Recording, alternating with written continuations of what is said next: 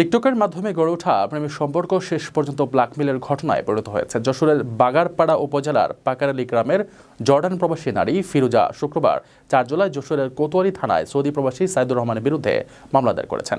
মামলার অভিযোগে বলা হয়, প্রায় 2.5 বছর আগে টিকটকে পরিচয় হয় সৌদি আরব প্রবাসী সাইদুর রহমান ও জর্ডান প্রবাসী ফিরোজার। এরপর ফেসবুক মেসেঞ্জারে তাদের নিয়মিত যোগাযোগ শুরু হয় এবং এক পর্যায়ে প্রেমের সম্পর্ক গড়ে ওঠে।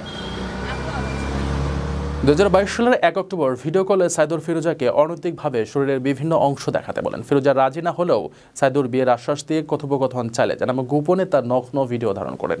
পরবর্তীতে তিনি ফিরোজার কাছে 5 লাখ টাকা দাবি করেন, না দিলে ভিডিও ছড়িয়ে দেওয়ার হুমকি দেন। ভয়ে ফিরোজা প্রথমে 2,50,000 টাকা পাঠান। টাকা পেয়ে ক্ষান্ত না হয়ে পুনরায় একই পরিমাণ টাকা দাবি করেন এবং তা না পেয়ে ভিডিও পাঠিয়ে দেন তার সহকর্মীদের কাছে। শেষমেশ দেশে ফিরে 18 জন ফিরোজা সাইদুরকে যশোরে 1,80,000 টাকা দেন এবং ভিডিও ডিলিটের অনুরোধ করেন, যদিও সাইদুর আবারও 2.5 লাখ টাকা দাবি করেন। কোতোয়ালি থানার ভারপ্রাপ্ত কর্মকর্তা আব্দুল হাসনাত মামলার বিষয়টি নিশ্চিত করেছেন। আসামি সাইদুর কক্সবাজারের চকরিয়া ভেওলা গ্রামের বাসিন্দা এবং বর্তমানে সৌদি প্রবাসী।